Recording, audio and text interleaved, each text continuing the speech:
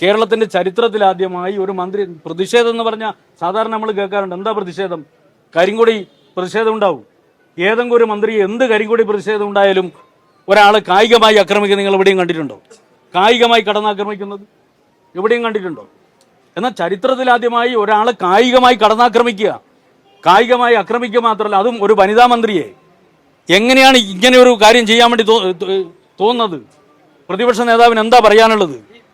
ഇത് പ്രതിഷേധമാണോ? ഇത് പ്രതിഷേധമല്ല, ഇത് തമ്മാടിത്തരമാണ്, ഇത് കടന്നാക്രമണമാണ്, ഇത് റൗഡീസാണ്.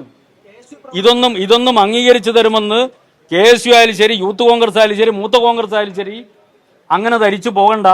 ഇതിനൊക്കെ ശക്തമായി നേരിടാൻ കണ്ണൂർ ജില്ലയിലും കേരളത്തിലും ഇടതുപക്ഷ പ്രസ്ഥാനത്തിന് കഴിയും എന്ന് മാത്രം മനസ്സിലാക്കുക. ഇതൊക്കെ തെമ്മാടിത്തരാണ്. തെമ്മാടികളെ തെമ്മാടികളായിട്ട് മാത്രമേ കാണുള്ളൂ. ഇത് പ്രതിഷേധമല്ല, തെമ്മാടിത്തരമാണ്. ശക്തമായ പ്രതിഷേധം കണ്ണൂരിലാകെ ശക്തമായ പ്രതിഷേധം ഇതിന്റെ മേലെ ഉയർന്നു വരും. ഇത് ഏതെങ്കിലും വിധത്തിലുള്ള സമരത്തിന്റെ ഭാഗമായിട്ട് ഞങ്ങൾ കാണുന്നില്ല. ഇത് തെമ്മാടിത്തരമാണ്, ഇത് റൗഡിസമാണ്, ഇത് ഗുണ്ടായിസമാണ്. ഗുണ്ടായിസത്തെ ഗുണ്ടായിസമായിട്ട് മാത്രമേ കാണാൻ വേണ്ടി കഴിയുള്ളൂ. ശക്തമായ പ്രതിഷേധം ഇതിന്റെ മേലെ ഉയർന്നു വരും.